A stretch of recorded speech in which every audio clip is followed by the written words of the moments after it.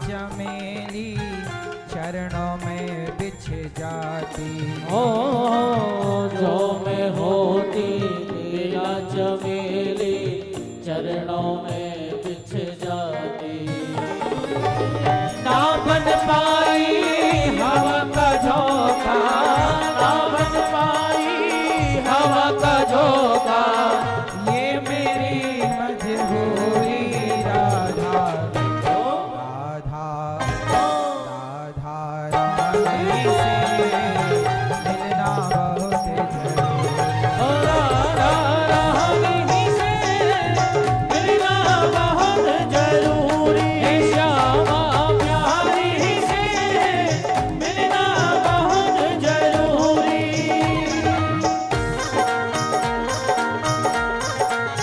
जय हो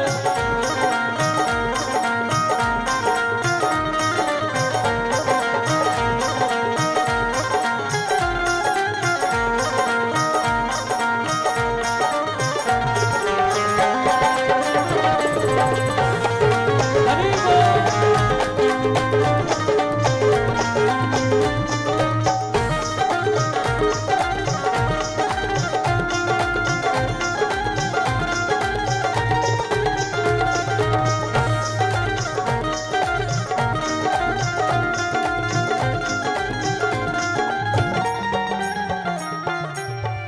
जो मैं होती काली बदरिया छम छम नीर बहाती। जो मैं होती काली बदरिया छम छम नीर बहाती। गरज गरज और बरस बरस कर तुमको नित नहलाती। गरज गरज कर बरस बरस कर तुमको नित नहलाती। ना बन पाई काली बदरिया, ना बन पाई काली बदरिया, ये मेरी मजबूरी। हरि बोल। राधा राधा रानी से मिलना बहुत जरूरी। ओ राधा रानी से मिलना बहुत जरूरी। श्यामा प्यारी से मिलना बहुत जरूरी।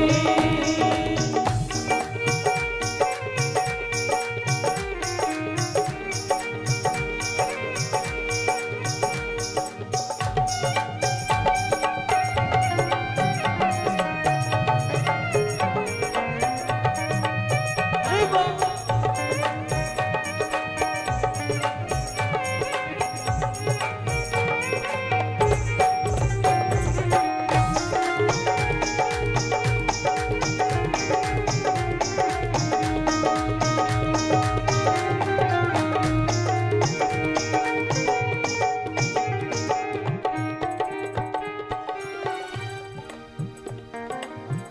जो मैं तेरा पता जानती खत लिख लिख भिजवाती। जो मैं तेरा पता जानती खत लिख लिख भिजवाती। सब रसिकन को संग में लेकर तुमसे मिलने आती। सब रसिकन को संग में लेकर तुमसे मिलने आती। पता तेरा मेरे पास नहीं है, पता तेरा मेरे पास नहीं है, ये मेरी मजबूरी राधा। राधा हो राधा रानी से मिलना बहुत जरूरी। राधा रानी से मिलना बहुत जरूरी। राधा रानी से मिलना बहुत जरूरी। श्यामा प्यारी से मिलना बहुत जरूरी। मिलना बहुत जरूरी है, हाँ, मिलना बहुत जरूरी है, हाँ, मिलना बहुत जरूरी है राधे। हाँ, मिलना बहुत जरूरी है राधे, मिलना बहुत जरूरी राधा। राधा जय हो राधा रानी से मिलना बहुत जरूरी। हो राधा रानी से मिलना बहुत जरूरी। श्यामा प्यारी से मिलना बहुत जरूरी। राधा रानी से मिलना बहुत जरूरी। राधा रानी से मिलना बहुत जरूरी। राधा रानी से मिलना बहुत जरूरी। हो श्यामा प्यारी से मिलना बहुत जरूरी।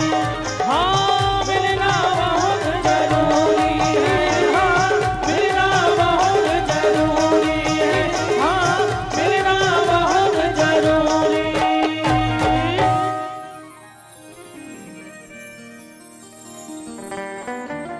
जो मैं होती पवन बसंती झोंका बन कर आती। जो मैं होती बेला चमेली चरणों में बिछ जाती। ना बन पाई हवा का झोंका, ना बन पाई हवा का झोंका, ये मेरी मजबूरी राधा रानी से मिलना बहुत जरूरी। राधा रानी से मिलना बहुत जरूरी। बोलिए राधा रानी सरकार की जय जय जय श्री राम। राधे। परम मंगलमय परात्पर अखिलेश्वर अखिल ब्रह्मांड नायक परात्पर परब्रह्म भगवान श्री कृष्ण की वांगमयी प्रतिमूर्ति श्रीमद् भागवत महापुराण। दूर दूर से आई हमारी माताएं बहनें श्रोतागण भक्तगण साधना टीवी श्रद्धा टीवी पर कथा का रसपान कर रहे सभी भक्तजनों को जय श्रीमन्नारायण, जय श्री कृष्णा, राधे राधे।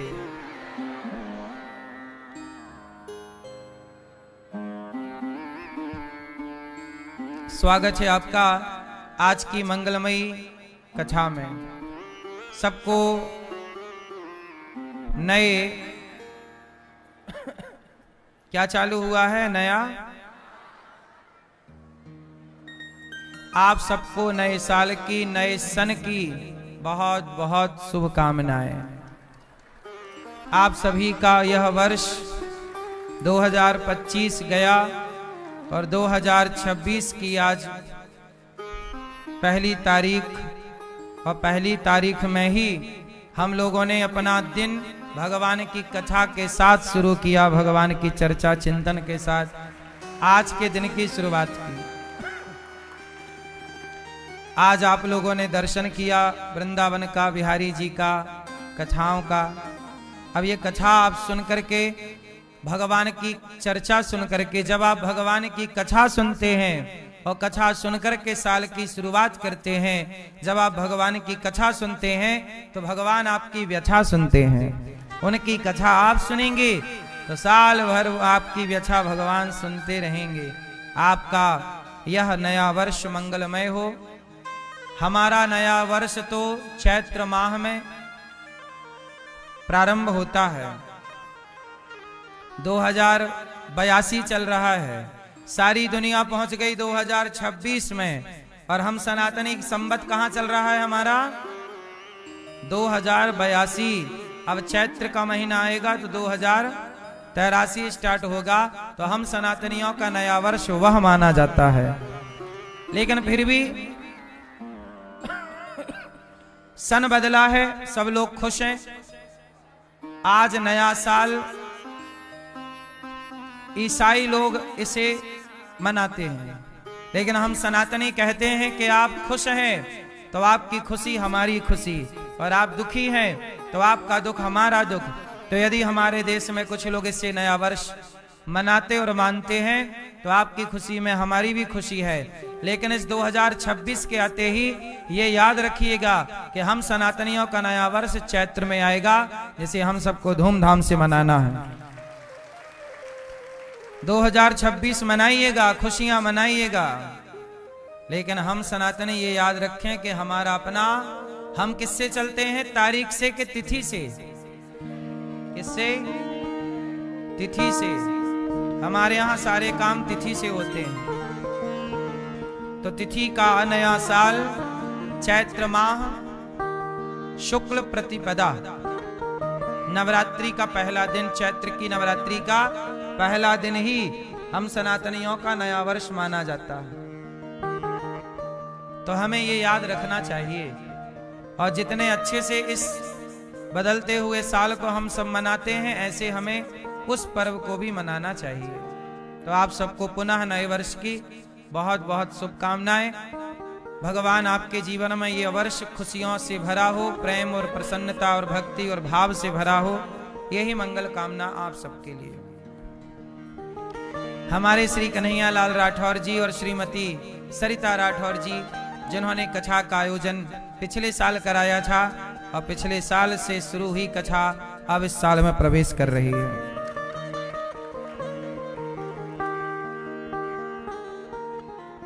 राधे राधे मैया। बैठो शांति से। श्री गंगाधर राठौर जी, आराध्या राठौर जी, स्वप्निल राठौर जी, श्रीमती सविता राठौर जी, डालेश्वर राठौर जी, और स्वर्गीय रामकृष्ण राठौर जी और स्वर्गीय सुमित्राबाई राठौर जी, खरसिया रायगढ़ छत्तीसगढ़ से हम आप लोग आए हैं। और रायगढ़ के पास, छत्तीसगढ़ खरसिया के पास हम एक बार आए थे ना, चपले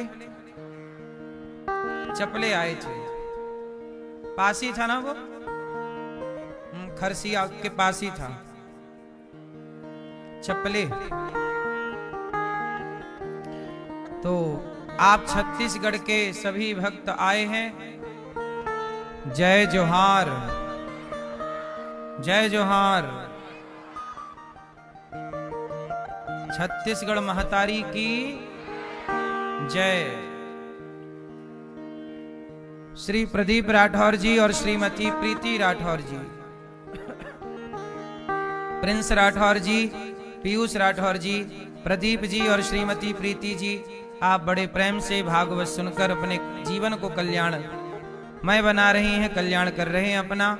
प्रिंस राठौर जी, पीयूष राठौर जी, दिलीप राठौर जी और विमला राठौर जी, राजेंद्र राठौर जी, भगवती राठौर जी, देवेंद्र राठौर जी, वेदमती राठौर जी, स्वर्गीय बिहारी लाल राठौर जी और फूलबाई राठौर जी। आप दीपका कोरबा छत्तीसगढ़ से। ये दीपका कोरबा कितने दूर है खरसिया से? 100 किलोमीटर। सब नाप के आए हैं। तो सभी छत्तीसगढ़ वासियों को, छत्तीसगढ़ वाले भक्तों की ओर से कथा हो रही है। तो छत्तीसगढ़ के सभी भक्त लोग सुन रहे हैं। और छत्तीसगढ़ के बारे में कहा जाता है, छत्तीसगढ़िया सबसे बढ़िया।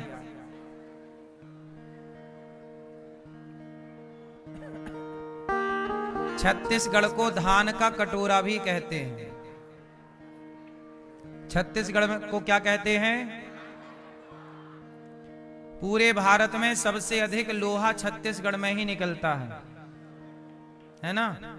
सबसे अधिक धान छत्तीसगढ़ में ही होती है। कोयला अधिक मात्रा में छत्तीसगढ़ में ही होता है। तो खान है छत्तीसगढ़ रत्नों की। अच्छी अच्छी चीजें छत्तीसगढ़ में हैं और आप जैसे अच्छे अच्छे भक्त भी हैं छत्तीसगढ़ में। छत्तीसगढ़ में ही राम जी का ननिहाल है। छत्तीसगढ़ में राम जी का क्या है? हाँ, राम जी की नानी कहाँ की है? छत्तीसगढ़ जी। राम जी का भी नाता है छत्तीसगढ़ से। कौशल्या माता छत्तीसगढ़ी है। कौशल्या मैया कहाँ की है? इसलिए कौशल्या मैया सबसे बढ़िया। छत्तीसगढ़िया सबसे। कौशल्या मैया छत्तीसगढ़ की है। कौशल प्रदेश उसी को कहते हैं। कौन सा? दक्षिण कौशल। ये सब कौशल प्रदेश है।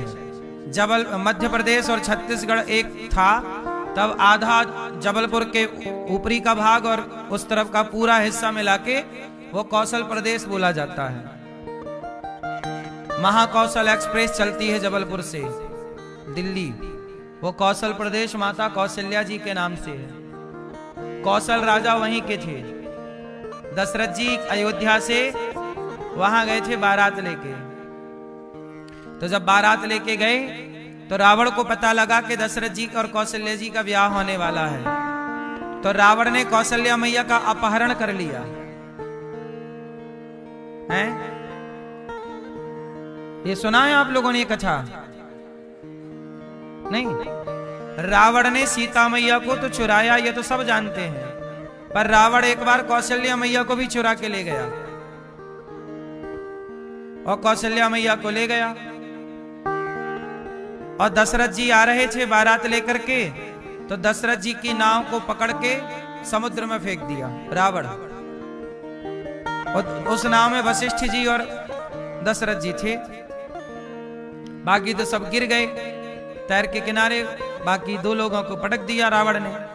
और रावण गया ब्रह्मा जी के पास और बोला, देखो मैंने दशरथ जी का विवाह होने ही नहीं दिया।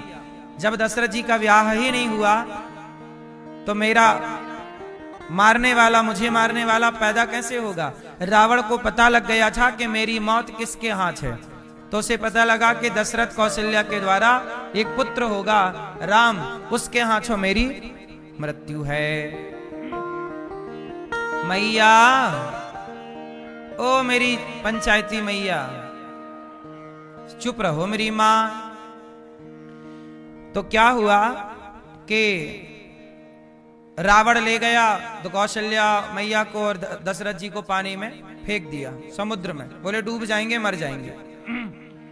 पर संयोग देखो कि दोनों मरे नहीं, दोनों समुद्र के किनारे लग गए और दोनों का मिलन हो गया, कौशल्या मैया और दशरथ जी का।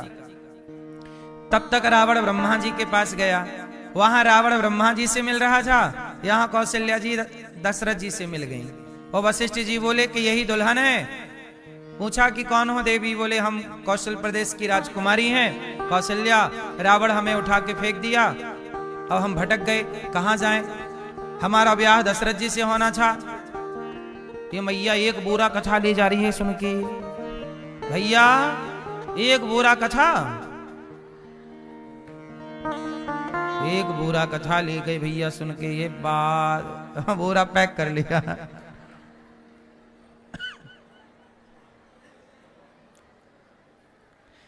तो दशरथ जी कौशल्या जी का विवाह वशिष्ठ जी ने कराया। अब रावण ब्रह्मा जी से बोला कि मैंने तो मार दिया। ब्रह्मा जी बोले, रावण तुम लाख प्रयास कर लो, दशरथ कौशल्या जी को आप मार ही नहीं सकते। बोले मैं तो पानी में फेंक के आया हूं। बोले कहां, चलो दिखाओ। रावण आया तो इनका ब्याह हो चुका। रावण तलवार निकाला, बोले मैं मार दूंगा। ब्रह्मा जी बोले अभी ना जल्दी करो, यदि तुम दशरथ कौशल्या किसी का भी एक बूंद खून बहाओगे तो अभी एक राम पैदा होगा इनके रक्त से, और अभी तेरा नाश कर देगा रावण। कुछ दिन और जिंदा रहना है तो इन्हें छेड़ो मत। रावण चला गया। उसके बाद पलट के कभी दशरथ जी की ओर नहीं देखा, कौशल्या जी की ओर रावण नहीं देखा। फिर दशरथ कौशल्या जी अयोध्या जी आए और बाद में फिर दशरथ कौशल्या जी के यहाँ यज्ञ हुआ। यज्ञ के बाद फिर खीर आई। और अच्छा, रावण ने फिर तपस्या की। ब्रह्मा जी प्रकट हो। ब्रह्मा जी क्या हुआ रावण? बोले ब्रह्मा जी वरदान दो कि दशरथ जी को कोई बेटा ना हो। तथास्तु, नहीं होगा। रावण खुश हो गया कि अब तो दशरथ जी के बेटा ही नहीं होगा। इसलिए दशरथ जी के कोई बेटा नहीं था, दशरथ जी के बेटा हुआ ही नहीं, वो तो खीर खाने से बच्चा हुआ। दशरथ जी से कोई पुत्र नहीं हुआ। रावण ने वरदान मांग रखा कि दशरथ जी के कोई संतान ही ना हो, इसलिए यज्ञ में खीर हुई और खीर खाकर के तीनों रानियां गर्भवती हुई और खीर से संतान हुई, ना कि दशरथ जी से। ये रावण ने वरदान मांग लिया कि बच्चा ही ना हो। रावण ने पूरा प्रयास किया कि मैं मरूं ना। कितना भी प्रयास करो, कितना भी च्यवनप्राश खाओ, पर मरना तो पड़ेगा। हैं? रावण भी इसी चक्कर में लगा रहा, मैं मरूं ना, मरूं ना, मरूं ना। ताली बजाने वाले मतलब खा रहे हैं च्यवनप्राश। इसीलिए ताली भी ऐसी ऐसी बज रही है च्यवनप्राश टाइप की, धीरे धीरे।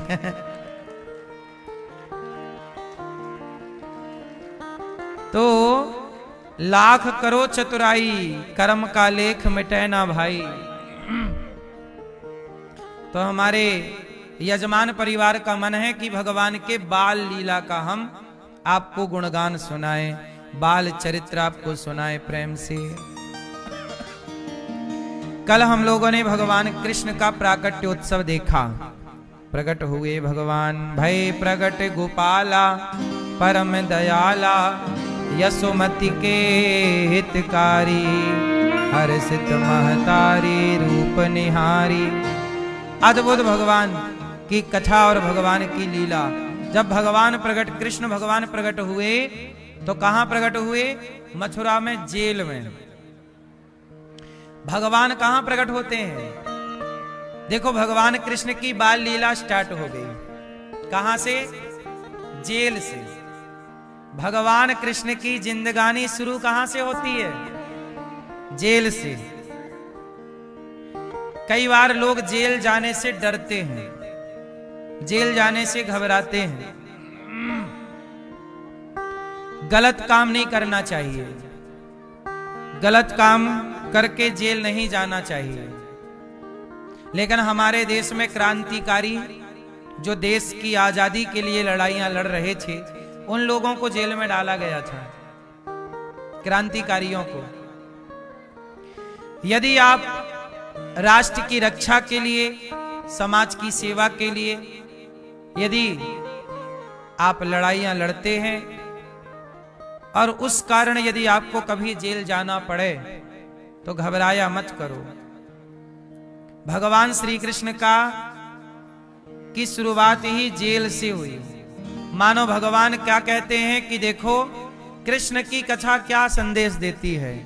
बंधन में है देवकी वसुदेव, तो बंधन से मुक्ति की ओर ले जाने की, बंधन से बंधे हुए को मुक्त होना है तो आप कृष्ण की कथा सुनिए, बंधन से मुक्त हो जाएंगे।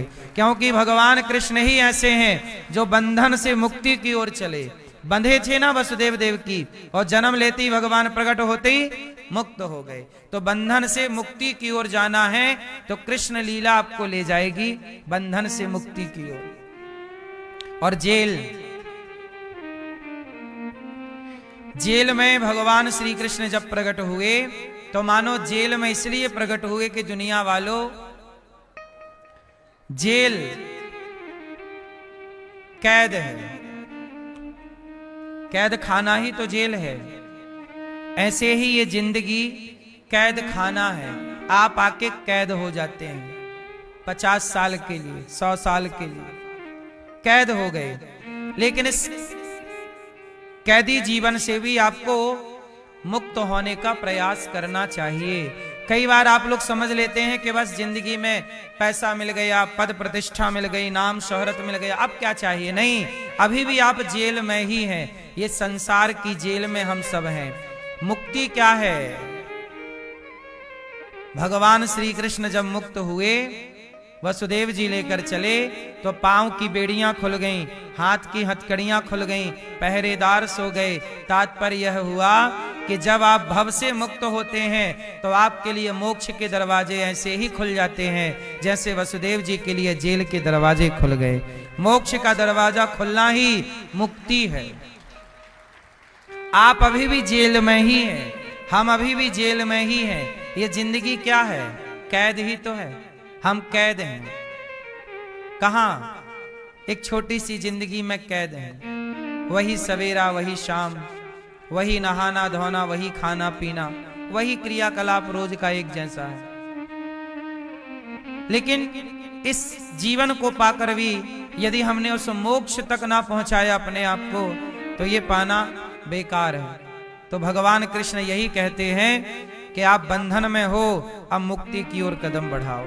और जैसे ही वसुदेव जी चले, पांव की बेड़ियां खुल गईं, पहरेदार सो गए। हमारे भी 10 पहरेदार हैं। 5 ज्ञानेंद्री, 5 कर्मेंद्री। जिनसे हमें ज्ञान होता है वो ज्ञानेंद्री हैं, जिनसे हम कर्म करते हैं वो कर्मेंद्री हैं। आंख से ज्ञान है रूप का, कान से ज्ञान है शब्द का, वाणी से ज्ञान है रस का, और नासिका से ज्ञान है गंध का, त्वचा से ज्ञान है स्पर्श का। ये 5 ज्ञान इंद्रिय हैं। 5 क्या है मेरी माँ? ये मैया गई सोई नहीं। 5 ज्ञानेंद्रिय, 5 कर्मेंद्रिय। इन 10 इंद्रियों के ये 10 पहरेदार हैं। परेशान करते हैं आपको कौन कौन? 5 ज्ञानेंद्रिय तो परेशान करती ही हैं। आपको कौन परेशान करता है? आंख। आंख परेशान करती है कि नहीं? आंख क्या कहती रहती है? दिखाओ। आंख क्या कहती रहती है? दिखाओ, घुमाओ, चलो वहां देखने चलें, चलो वादियां देखने चलें, चलो समुद्र देखने चलें, चलो रेत देखने चलें, चलो चलो चलो। लेकिन इन आंखों का तब बढ़िया, आंखों का आंखें होना तब सार्थक हो जाता है जब आप इन आंखों से बिहारी जी को देखते हैं, भगवान का दर्शन करते हैं। वरना इन आंखों से दुनिया देखते हैं लोग। अच्छा, मैं एक बात कहूं,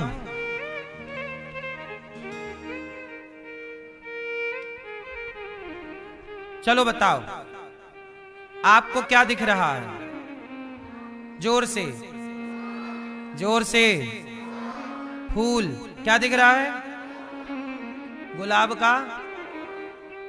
काय का फूल? काय का? बाप का? गुलाब का। आप कह रहे हैं गुलाब का फूल है, पर मैं कहूं कि गुलाब का फूल ना देख के कुछ और भी देख सकते हैं। क्या आप और देखो, क्या देख सकते हो? हैं? पंखुड़ी देख सकते हो। और क्या? और क्या देख सकते हो? हैं? कलर, कलर, कलर देख सकते हैं। और क्या देख सकते हैं? क्या? एक चीज और है जो आप लोगों से छूट रही है, और मैं कहता हूं आंखें हैं तो वही देखो जो मैं बताने जा रहा हूं। देखो, सामान्य दृष्टि से गुलाब दिखता है, ये गुलाब है, लेकिन अभी इन आंखों का होना सार्थक हुआ नहीं। यदि आंखों ने गुलाब को देखा तो क्या देखा? आंखों का होना तो तब सार्थक है जब आंखें ये देखें कि ये गुलाब इतना सुंदर है, तो इसे बनाने वाला मेरा कन्हैया कितना सुंदर होगा। तो गुलाब में भी ईश्वर का दर्शन। तो आंखों को कहां लगाओ? गुलाब सुंदर है इसमें नहीं, गुलाब बनाने वाला कितना सुंदर है। ये वादियां सुंदर हैं नहीं, वादियां बनाने वाला कितना सुंदर है, ये समुद्र कितना सुंदर है, नहीं समुद्र बनाने वाला कितना सुंदर है, ये स्त्री सुंदर है, नहीं स्त्री बनाने वाला कितना सुंदर है, पुरुष सुंदर है ना, पुरुष बनाने वाला कितना सुंदर है, जिसकी रचना इतनी सुंदर वो कितना। इसलिए संसार की हर वस्तु में परमात्मा का दर्शन करना। एक दृष्टि है कि ये गुलाब है, पर एक नजर ये है कि नहीं गुलाब बनाने वाला है, तो बस आंखें इसे ना देखें, इसके द्वारा उसे देखें। ये देखना, इन आंखों का ये होना सार्थक है। इसलिए आंखें सबके पास हैं, देखते सब हैं, पर देखना क्या है ये सबको पता नहीं है। सामान्य लोगों में और साधु लोगों में यही तो फर्क है। आप लोग गुलाब देखते रह जाते हैं, लेकिन साधु एक साधु खड़ा था, एक महिला को देख के मुस्कुरा रहा था, सुंदर नारी थी। बार बार साधु जी देखें वाह और मुस्कुराए, वाह मुस्कुराए। तो बगल में एक लड़का बोला वाह बाबा जी, मन भटक रहा है आपका। तब साधु जी ने कहा ना पगले, जो तू देखना, एक सामान्य लड़के की दृष्टि क्या है और एक साधु की दृष्टि क्या है। नजारे बदल जाते हैं तब जब नजरिया बदल जाता है। साधु जी बोले कि जो अजर हुए अदब तेरे देखते हैं, जो अजर हुए अदब तेरे देखते हैं, वो शेर कत्ल पहले अपना देखते हैं। ना मतलब है तुझसे, ना मतलब है तुझसे, ना सूरत से तेरी, हम तो सिर्फ कन्हैया तेरी कलम देखते हैं। कि जिस परमात्मा ने इस नारी को बनाया होगा, जिस विधाता ने इस नारी की रचना की होगी, जिस परमात्मा ने इतनी सुंदर स्त्री बनाई, वो परमात्मा स्वयं कितना सुंदर होगा।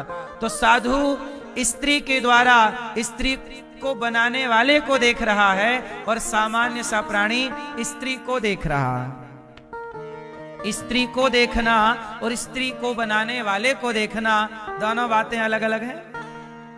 तो आंखों का सार्थक होना तब है, आंखों का सफल होना तब है, जब आंखें ये दुनिया में न टिकी रह जाएं, दुनिया को बनाने वाले में जाके टिक जाएं, तब आंखों का होना है ना। कहते हैं ना, उन आंखों का हंसना भी क्या, जिन आंखों में पानी ना हो, वो आंखें क्या जो भगवान की याद में रोए ना। वो सपना क्या जिस सपने में गोविंद ना हो, भगवान का दर्शन ना हो, है ना मेरी माँ। इसलिए कहता हूं वो सपना जब सोया करो तो इस उम्मीद से सोया करो, आज उम्मीद करके सोना, आज सपने में आने का वादा करो, आज सपने में आने का वादा करो। आज सोइएगा तो इस उम्मीद से, आज सपने में आने का वादा करो, आज मिलने मिलाने का वादा करो। सोइएगा इस उम्मीद से, चलो सो जाते हैं जल्दी, क्यों, आज सपने में कन्हैया आने वाले हैं, चलो सो जाते। तो ये सोना भी भक्ति है, जब भगवान के लिए सोया जाए।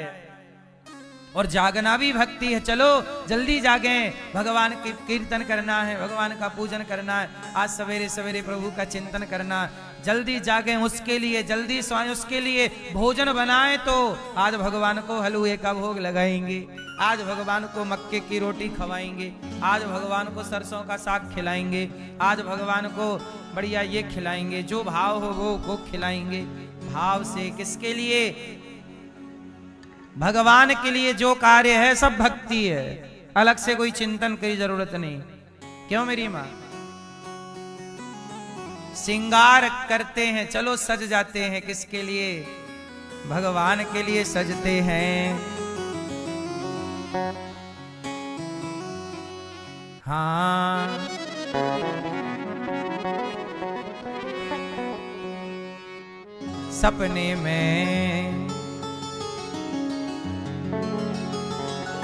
सपने में कौन आएगा मेरी माँ, यदि नहीं आए तो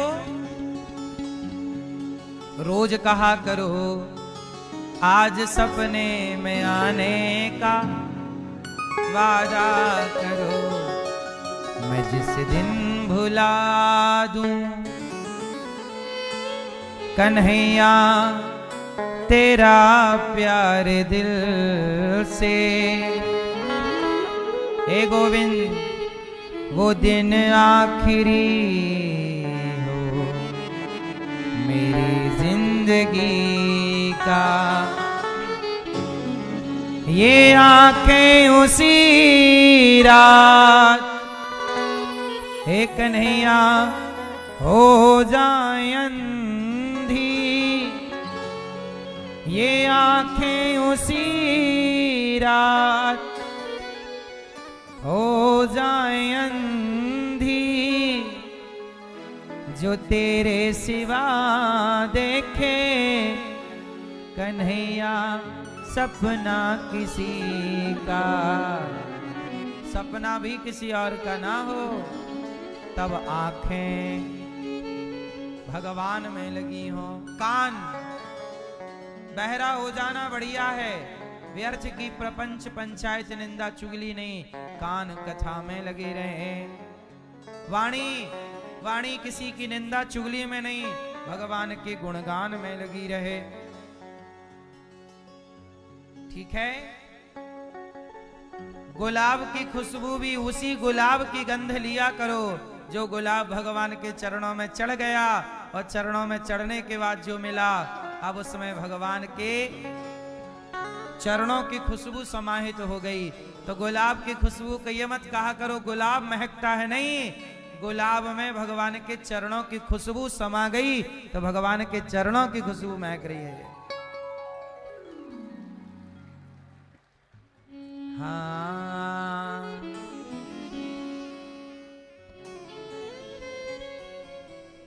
इसलिए आंख भगवान में, कान भगवान में, नासिका भगवान की सेवा में, जिह्वा भगवान के गुणगान में लगी रहे। और सारे ये पहरेदार हैं, जो भगवान की भक्ति करता है उनकी आंखों में भटकाव नहीं होता। रावण की आंखें भटक गईं, क्यों भैया? रावण की क्या भटक गईं? आंखें भटक गईं, और रावण की आंखें सीता मैया में लग गईं। अच्छा, सीता मैया में आंखें लग जाएं तो गलत नहीं है, पर इस भाव से लगे कि ये हमारी माँ है, इस भाव से लगे कि ये हमारी माँ है। पर रावण की आंखें ऐसी भटकी कि सीता मैया में जाके टिक गईं, और गलत भाव से टिक गईं। रावण बोल रहा है कि तुम हमारी पत्नी हो जाओ। अब देखो, जब रावण की आंखें भटक गईं, सीता मां इतनी सुंदर हैं कि उन्हें मां की दृष्टि से देखना था, रावण ने गलत दृष्टि से देखा, गलत भाव से चुरा ले आया, सर्वनाश हो गया। आंखें भटक गई मेरी मां, इसलिए भटकने मत दो आंखों को। भगवान कृष्ण को लेकर के वसुदेव जी चले, यशोदा मां के पास रखा। यशोदा मां ने भी किसको जन्म दिया था? यशोदा मां के क्या हुआ? वसुदेव जी के यहां हुआ छोरा कृष्ण, और यशोदा मैया के यहां क्या हुआ? क्या हुआ? यशोदा मैया के यहां जुड़वा हुआ, एक बेटा और एक बेटी। तो वसुदेव जी ने कृष्ण को रखा और यशोदा की बेटी उठा ली, और यशोदा मैया की बेटी उठा के जब वसुदेव जी गए तो पांव की बेड़ियां जस की तस, हाथ की हथकड़ियां जस की तस लगी। कंस को पता चला कि 8वें गर्भ में देवकी के बेटा नहीं हुआ, बेटी हुई।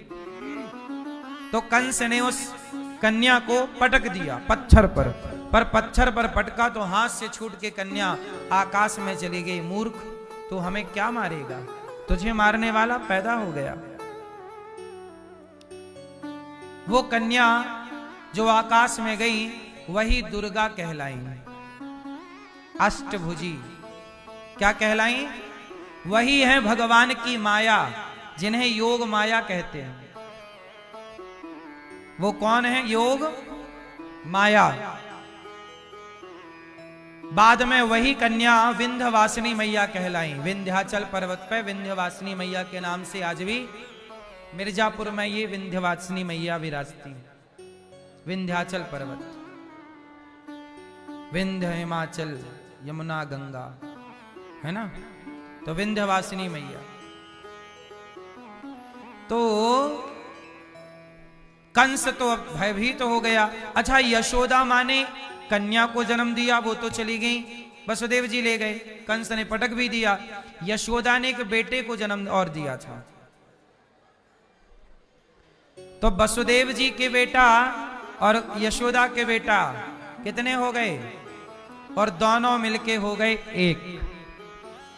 भगवान कृष्ण के यशोदा मैया के बेटा और देवकी के बेटा दोनों मिलके क्या हो गए? एक हो गए। क्या हो गए? एक। और एक कन्हैया रह गए। अब आप कहोगे कि ये दो और एक क्या है? तो सुनो, मैं आपको थोड़ा आगे की कथा सुना दूं तो ये क्लियर हो जाएगा आपको। भगवान श्री कृष्ण वृंदावन में कितने साल रहे? 11 साल। तो 11 साल कौन कृष्ण रहे और कौन से कृष्ण गए? तो सुनो, जो देवकी के बेटा थे वो तो चले गए 11 साल बाद, पर जो यशोदा के बेटा हैं, जो कंस को मारने कृष्ण गए, कंस को मारकर श्री कृष्ण कहां चले गए? द्वारका। और द्वारिका जाकर के और द्वारिकाधीश कहलाए। आज भी द्वारिकाधीश चतुर्भुज रूप में विराजे हैं। तो भगवान श्री कृष्ण का एक रूप द्वारिकाधीश के रूप में वृंदावन से चले गए, पर जो यशोदा के लाल हैं, यशोदा के पुत्र हैं, वह एक रूप से सदा इस ब्रजमंडल में विराजे। वो कभी कहीं नहीं गए। आज भी ब्रज का कन्हैया कहीं नहीं जाता ब्रजमंडल को छोड़ करके। लीला के लिए एक रूप जाता हुआ दिखा, पर जो यशोदा के पुत्र हैं वो दिखाई दिए नहीं जाते हुए, वो सदा यहां रहे। उन्हीं रूप को आज बिहारी जी कहते हैं। उन्हीं रूप को यहां पर भगवान श्री राधा रानी, जब उद्धव जी आए तो राधा रानी रो रही थीं। उद्धव जी बोले किसके लिए रो रही हैं? बोले हम कृष्ण के लिए रो रही हैं। उद्धव जी बोले वो तो कण कण में रहता है, भगवान है। यशोदा राधा रानी बोली कि वो तो मेरे संग है। तब अपने अगल बगल दर्शन कराया। वृंदावन का कन्हैया कभी वृंदावन छोड़कर नहीं जाते। तो भगवान श्री कृष्ण जब आए मथुरा से और यहां जब आए तो भगवान की बाल लीला स्टार्ट हो गई।